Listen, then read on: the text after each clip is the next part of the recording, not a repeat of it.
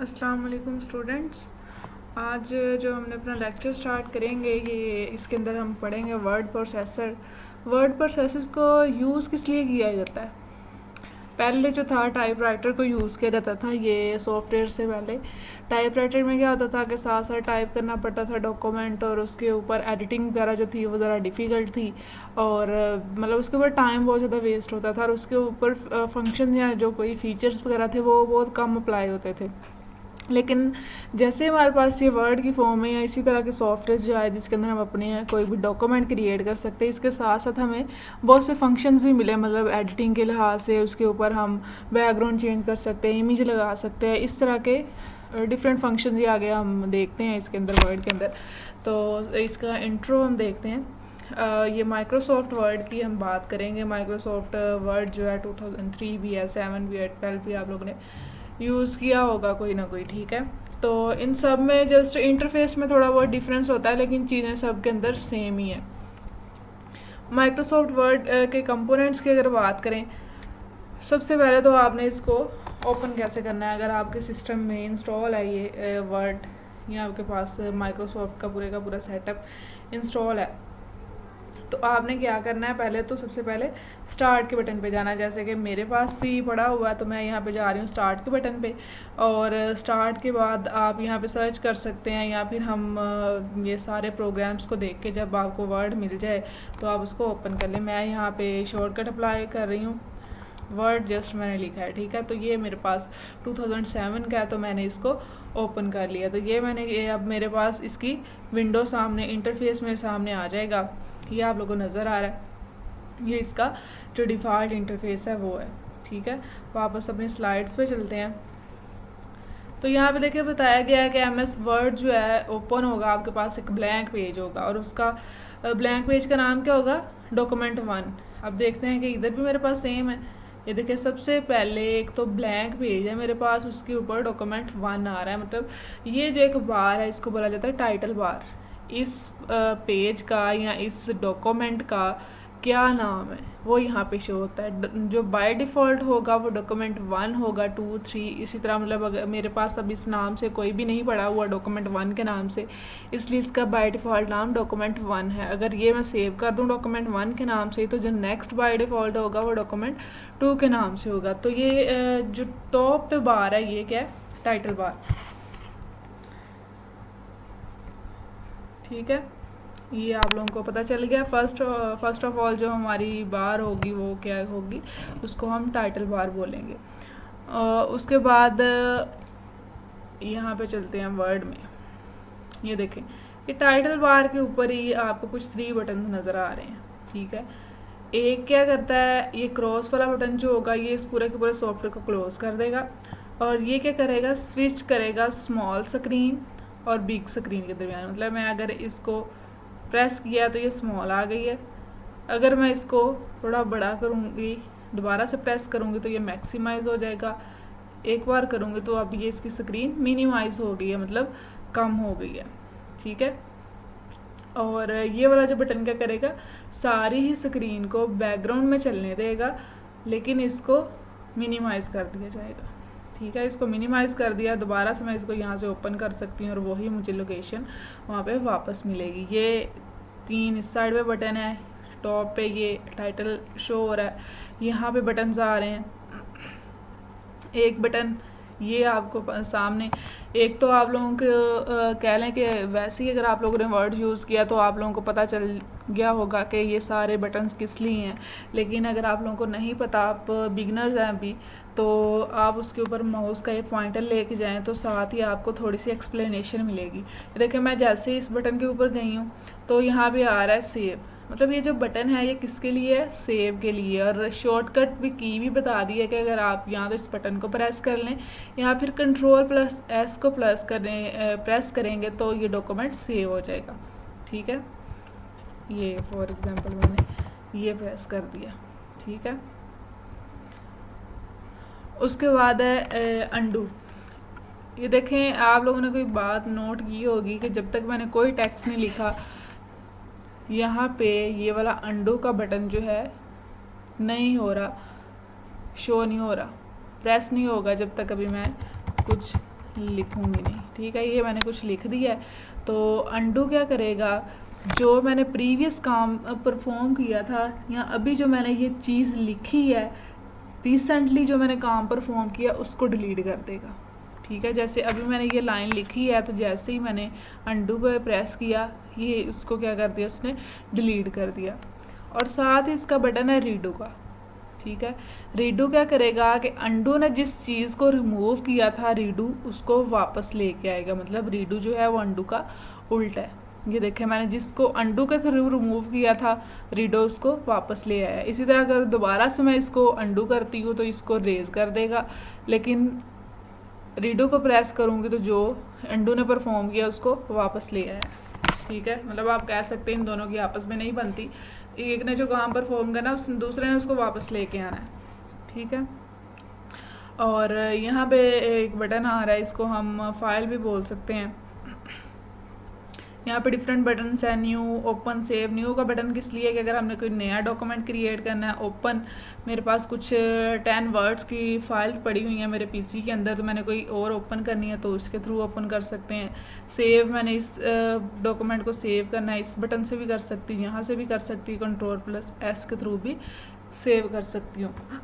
अगर प्रिंट का हमने ये डॉक्यूमेंट को प्रिंट आउट करना है तो इसको प्रेस करेंगे, तो ये बटन आप रहने दे। और लास्ट पे क्लोज़ का, एक तो मैं यहाँ से भी क्लोज़ कर सकती हूँ, एग्जिट वर्ड यहाँ से भी क्लोज़ कर सकते हैं, और ये क्रॉस के बटन से भी क्लोज़ कर सकते हैं, ठीक है। ये इसका फर्स्ट अभी हमने एक बार की बात की है। उसके बाद आता है next menu bar. Menu bar कौन सी है, टाइटल बार के नीचे जो आपको शो हो रही है, होम, इंसर्ट, पेज लेआउट, इस सारी बार को क्या बोला जाता है, मेन्यू बार, ठीक है। अब सबसे पहले मेन्यू बार के अंदर देखें आ रही है होम का बटन। होम के बटन के अंदर आ रहा है एक clipboard, font, paragraph, styles, editing. मतलब ये बार को डिवाइड कर दिया गया है इन पोर्शंस में। तो क्लिपबोर्ड के अंदर क्या क्या है, कट है, कॉपी है, पेस्ट है। अच्छा, जब भी हमने ये एडिटिंग अप्लाई करनी है इसके ऊपर, इस पार्ट को हम एडिटिंग के नाम से भी बोल सकते हैं, ठीक है। तो सबसे पहले टेक्स्ट को हाईलाइट करना है। हाईलाइट मतलब सिलेक्ट करना है। जिस तरह मैंने क्या किया है, पॉइंटर को ऐसे पकड़ के आहिस्ता से मूव किया तो ये क्या हो गया, सिलेक्ट हो गया। जब उस वर्ड या उस करैक्टर के ऊपर ब्लू से कलर का कोई ऐसे कलर शो होगा तो इट्स मीन वो सिलेक्ट हो गया। जैसे ही मैंने सिलेक्ट किया, साथ ही कट का ऑप्शन भी ऑन हो गया, कॉपी का भी और पेस्ट का भी ओपन हो गया। अच्छा, कट और कॉपी में क्या डिफरेंस है, अब यहाँ पे मैं कह रही हूँ ये दो चीज़ें हैं। ये मेरे पास एक करैक्टर है, इसको मैं अगर कट पे प्रेस करती हूँ तो इसको क्या कर देगा, सारे को उसने डिलीट कर दिया। लेकिन अगर मैं इसको हाईलाइट करके कॉपी करती हूँ तो इसकी कॉपी भी यहाँ पे मौजूद रहेगी, ठीक है। ओरिजिनल को डिलीट नहीं करेगा। इसका मतलब है कट जो होगा वो ओरिजिनल को भी डिलीट कर देगा, लेकिन कॉपी का बटन जो है वो उसको डिलीट नहीं करेगा बल्कि उसकी एक कॉपी बना देगा। कट को भी आप पेस्ट कर सकते हैं और कॉपी को भी आप पेस्ट कर सकते हैं। अब यहाँ पे मैंने जो चीज़ फॉर एग्जांपल ABC मैंने लिखा है, इसको मैं करती हूँ कट, वापस आके यहाँ पे पेस्ट का बटन है, इसको मैंने पेस्ट कर दिया। जो चीज़ हमने कट की थी वो वापस आ गई हमारे पास, ठीक है। इसी तरह कोई चीज़ यहाँ पे लिखी, इसको किया हमने कॉपी, कॉपी से डिलीट नहीं हुआ ओरिजिनल, नीचे जाके मैं उसी को वापस पेस्ट कर किया तो वही वापस आ गई है, ठीक है।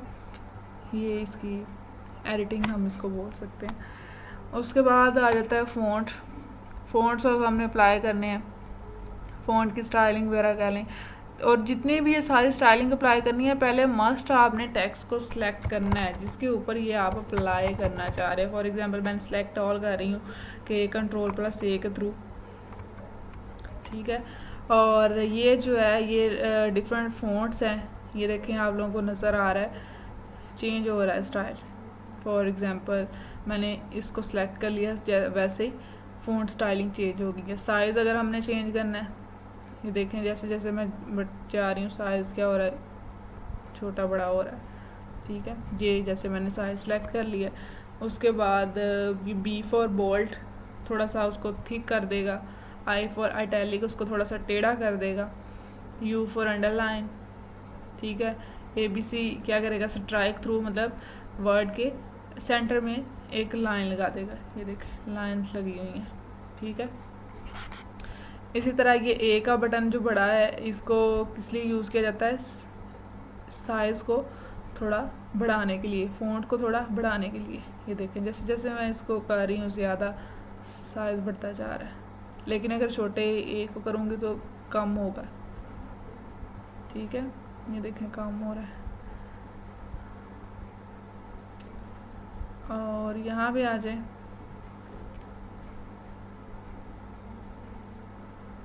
ये AA के नाम से जो चेंज केस, आप केस कौन सा करना है, मतलब अपर केस, लोअर केस। जिस तरह फॉर एग्जांपल मैं लिख रही हूँ तो वो सारे के सारे वर्ड्स या अल्फ़ाबेट्स जो हैं वो अपर केसेस में आए हैं, लोअर में आए, तो हम यहाँ से क्या कर सकते हैं, चेंज कर सकते हैं। ये देखें लोअर केस में करना है, या मैं कह रही हूँ मैंने सारा ही अपर में करना है, तो सारे के सारे अपर केस में हो गए हैं। अब यहाँ पे ये है कलरिंग। ये देखें ये जो AB जिसके ऊपर लिखा हुआ है, ये करेगा बैकग्राउंड कलर को चेंज करेगा। यहाँ से कोई भी आप बटन को किसी भी कलर को सिलेक्ट करके उसका बैकग्राउंड कलर उसको दे सकते हैं। लेकिन ये A जो बड़ा है, ये क्या करेगा, फ़ॉन्ट के कलर को चेंज करेगा, नॉट बैकग्राउंड। ये देखें यहाँ से मैं कोई सिलेक्ट करती हूँ,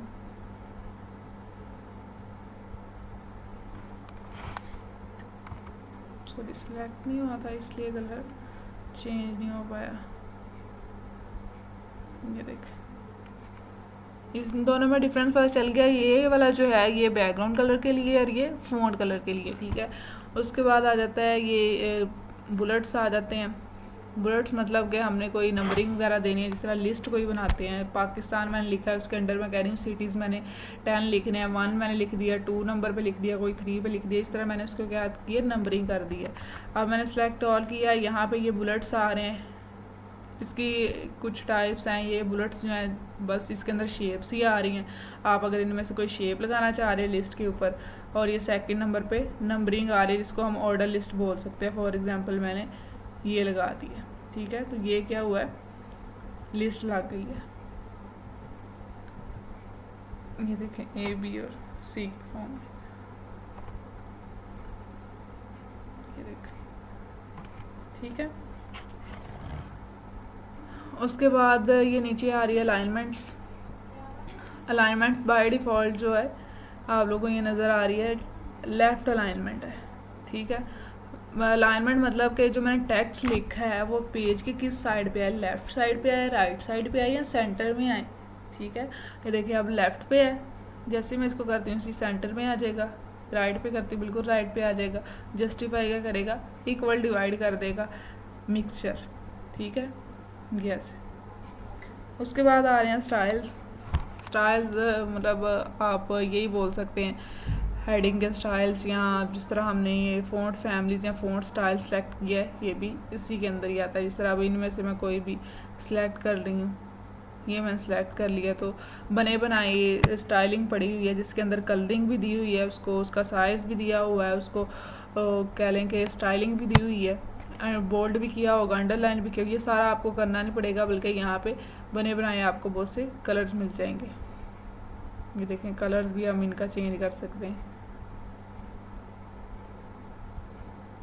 आपने इनमें से जो भी कलर लगाना है वो लगा सकते हैं, ठीक है। उसके बाद आता है यहाँ पे फाइंड का बटन। मैंने यहाँ से पूरे डॉक्यूमेंट्स में से कोई चीज़ फाइंड करनी है। फॉर एग्जांपल मैं कह रही हूँ यहाँ पे मैंने H फाइंड करना है। H देखें उसने मुझे वहीं पे ब्लू सा कलर में बता दिया, हाईलाइट कर दिया। अब नेक्स्ट ये पहला H है, उसके बाद अगर मैंने अगले H पे जाना है वो कौन सा है, वो आगे मुझे साथ साथ बताता जा रहा है कहाँ पे है, ठीक है। ये फाइंड का बटन ये करेगा। रिप्लेस, अगर मैं चाह रही हूँ कि H की जगह पे मैंने किसी और वर्ड को लिखना है, किसी और अल्फ़ाबेट को लिखना है, ठीक है, तो मैं यहाँ पे फाइंड व्हाट में क्या लिखूँगी, जिसको मैंने रेज करना है, और उसकी जगह पे आए क्या, रिप्लेस विद, मैं कह रही हूँ कि H की जगह पे M आ जाए, ठीक है, रिप्लेस आर। ये देखें यहाँ पे जितने भी एच थे सबकी जगह पे क्या हो गया, एम परफॉर्म हो गया। ये फर्स्ट था, ठीक है, होम का। उसके बाद अब हम चलते हैं नेक्स्ट की तरफ। नेक्स्ट कौन सा बटन होगा, इंसर्ट का। ये होम के ऊपर बेसिक चीज़ें थी। इंसर्ट के अंदर अगर हमने कोई भी चीज़ अपना डॉक्यूमेंट के अंदर इंसर्ट करनी है, ऐड करनी है, वो कोई पिक्चर भी हो सकता है, कोई टेबल भी हो सकता है, कोई शेप भी हो सकती है, तो हम इसके थ्रू क्या कर सकते हैं, ऐड कर सकते हैं। जिस तरह फर्स्ट नंबर पे आ रहा है कवर पेज, कि आपने अपने डॉक्यूमेंट को पहला कोई पेज आप कह रहे हैं कि आप डॉक्यूमेंट का पहला पेज आपने कोई यहाँ पे डिसाइड करना, मतलब आप कोई बुक लिख रहे हैं तो बुक का पहला पेज किस तरह का हो। इनमें से हम कोई सिलेक्ट अगर फॉर एग्जांपल कर रहे हैं, कोई भी हम इनसे कर सकते हैं सिलेक्ट। ये देखें ये पेज आ गया, यहाँ पे पहला पेज, यहाँ पे कौन सा होगा, ये आ गया, ठीक है। उसके बाद ब्लैंक पेज, अगर आप चाह रहे हो कि आपको नए पेज की ज़रूरत पड़ रही है तो आप ब्लैंक पेज के ऊपर कर सकते हैं, आपको नया पेज मिल जाएगा। पेज ब्रेक, आपने कुछ लिखा, इसका साइज़ मैं 1 मिनट थोड़ा सा बड़ा कर लूँ ताकि आप लोगों को क्लियरली नज़र आ जाए।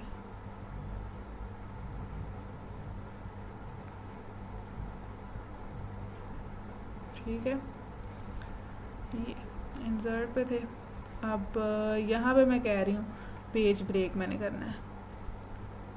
देखिए ब्रेक पेज के बाद क्या हुआ है, उस वर्ड के बाद पूरे का पूरे पेज को ब्रेक कर दिया जाए, यहाँ पे ख़त्म हो जाए, उसके बाद नेक्स्ट पेज आ जाए।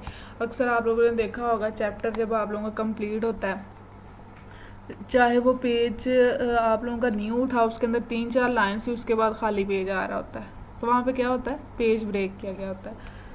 उसके बाद आप कोई टेबल भी ऐड कर सकते हैं अपने डॉक्यूमेंट के अंदर। टेबल मतलब जिस तरह स्टूडेंट्स का हम कह रहे हैं कि स्टूडेंट की हमने कोई इन्फॉर्मेशन स्टोर करनी है, नाम, रोल नंबर वगैरह, तो ये आप लोगों ने जितने भी रोज़ एंड कॉलम्स लेने हैं उस हिसाब से हम कर सकते हैं। जिस तरह मैं कह रही हूँ 2 × 2 मतलब 2 ही रोज़ आए और 2 कॉलम्स आए। तो ये देखें ये हमारे पास टेबल आ गया, ये 2 ही रोज़ हैं, ये रोज़ हैं और ये कॉलम्स हैं। वर्टिकल जो होंगी कॉलम्स और हॉरिजेंटल रोज़। साथ ही इसकी टेबल पे क्लिक करेंगे तो इसकी स्टाइलिंग भी साथ ही स्टाइलिंग वाली एक बार शो हो जाएगी, इसके अंदर आ रही है, ये डिफरेंट कलर्स आ रहे हैं, ठीक है। तो हम इनमें से कोई भी कलर को सिलेक्ट कर सकते हैं, ठीक है, जिस भी आपने ऊपर लगाना है। ये देखा जो भी आपने इसमें से स्टाइल सेलेक्ट करना है वो हम स्टाइल लगा सकते हैं। अच्छा इंसर्ट पे थे। उसके बाद पिक्चर्स, पिक्चर अगर हमने कोई ऐड करनी है, मैं ब्लैंक पेज ले रही हूँ यहाँ पे। अच्छा पिक्चर पे क्लिक किया, पिक्चर यहाँ पे मेरे पास कोई पिक्चर पड़ी हुई है, यही अगर मैं इसको ले रही हूँ, इस पिक्चर को क्लिक किया तो ये आप वर्ड के ऊपर ऐसे पिक्चर भी लगा सकते हैं। साथ ही उसकी एडिटिंग भी शो हो रही है पिक्चर की, आपने किस स्टाइल में रखनी है। इस तरह मैं कह रही हूँ मैंने ओवल फॉर्म में रखनी है या उसको बॉर्डर कोई देना है, तो इसमें से हम कोई भी सिलेक्ट करके इसके ऊपर अप्लाई कर सकते हैं। इसी तरह पिक्चर के ऊपर हमने कोई बॉर्डर देना है, किस कलर का होना चाहिए बॉर्डर, तो वो भी हम लगा सकते हैं। उसके बाद क्लिप पार्ट, क्लिप पार्ट छोटे छोटे आइकन्स होते हैं जो कोई ना कोई चीज़ रिप्रेजेंट कर रहे होते हैं, ठीक है। क्लिप पार्ट पे जब हम क्लिक करेंगे आपको सामने कोई भी छोटे छोटे लोगोज नहीं शो होंगे, बल्कि आपको इस साइड पे एक नई विंडो शो हो जाएगी। इसके ऊपर जब आप गो पे क्लिक करेंगे तो देन आपको वो आइकन शो होंगे, ये आप लोगों को नज़र आ रहे हैं सामने, ठीक है। तो ये हम अपने डॉक्यूमेंट के अंदर लगा सकते हैं। जिस तरह मैंने ये सिलेक्ट कर लिया, ठीक है। ये भी एक पिक्चर टाइप ही है, लेकिन ये बने बनाए पड़े हुए हैं, आप लोगों को खुद से डाउनलोड करने की ज़रूरत नहीं पड़ रही। ये देखें ये डिफरेंट, आप यहाँ से कोई भी अपने वर्ड के अंदर लगा सकते हैं। आप लोगों ने डाउनलोड नहीं किया हुआ, बल्कि ये माइक्रोसॉफ्ट वर्ड ही आपको ये फैसिलिटी प्रोवाइड कर रहा है, ठीक है। ये देखें ये बिल्कुल छोटा सा है, यहाँ से दोबारा मैं लेती हूँ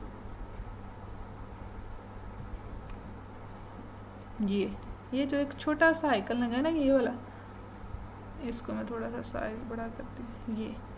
ये इसके थ्रू लगा है, ठीक है, छोटे छोटे आइकन्स जो हैं। उसके बाद इंसर्ट में हम थे क्लिप पार्ट पे। इसी तरह अब मैं दोबारा से ब्लैंक पेज ले रही हूँ, साइज़ थोड़ा सा मैं कम कर लूँ ज़रा, जिसकी वजह से मुझे ना बार बार ब्लैंक पेज लेना पड़ रहा है, ठीक है। तो इसके अंदर कहाँ पे थे हम, इंसर्ट पे थे। इंसर्ट के बाद शेप्स पे जाना है।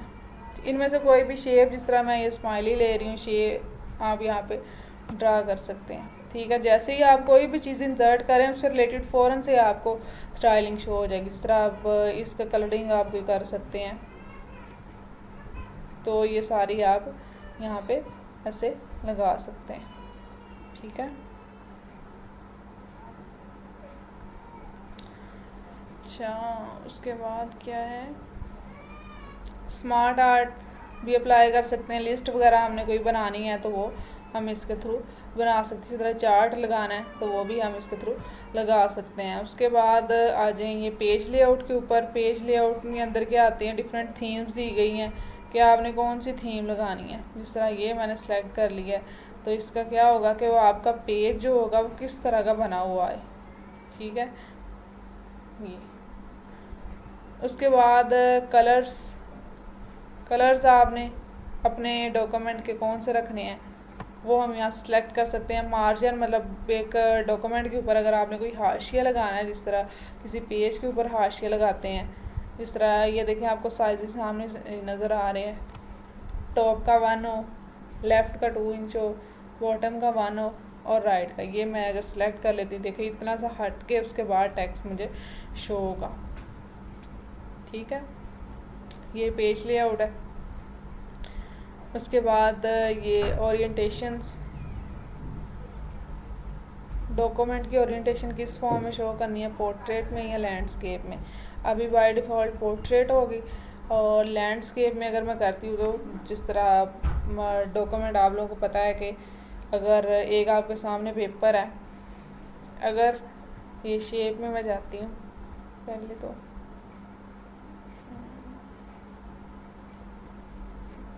यहाँ से कोई शेप ऐसी ढूंढते हैं जो ये, अगर तो पेपर इस फॉर्म में है तो इट्स मीन वो लैंडस्केप में है, ठीक है। लेकिन पोर्ट्रेट भी एक बार मैं आप लोगों को ड्रा करके दिखा देती हूँ किस फॉर्म में पोर्ट्रेट हो सकता है। अभी मुझे कोई इतनी शेप नहीं मिल रही,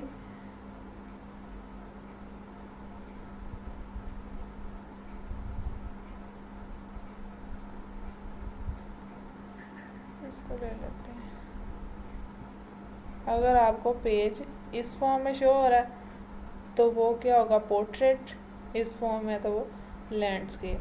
तो आपने ये अपना डॉक्यूमेंट पोर्ट्रेट फॉर्म में रखना है या लैंडस्केप फॉर्म में रखना है, तो ये आप इधर ला सकते हैं। उसके बाद रेफरेंसेस आप लोग रहने दें। और मेलिंग्स के थ्रू हमने अगर ये डॉक्यूमेंट किसी को मेल करना है तो स्टार्ट मेल मर्ज, इस तरह हम ये क्या है इसके थ्रू क्या कर सकते हैं, किसी को मेल सेंड कर सकते हैं, ठीक है।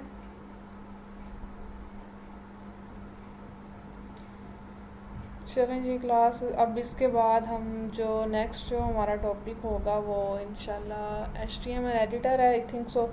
तो आप लोगों ने जिनके पास ये वर्ड है तो आप लोग एक बार इसको जो भी हमने लेक्चर में पढ़ा है आप लोग इसको स्टडी ज़रूर कीजिएगा।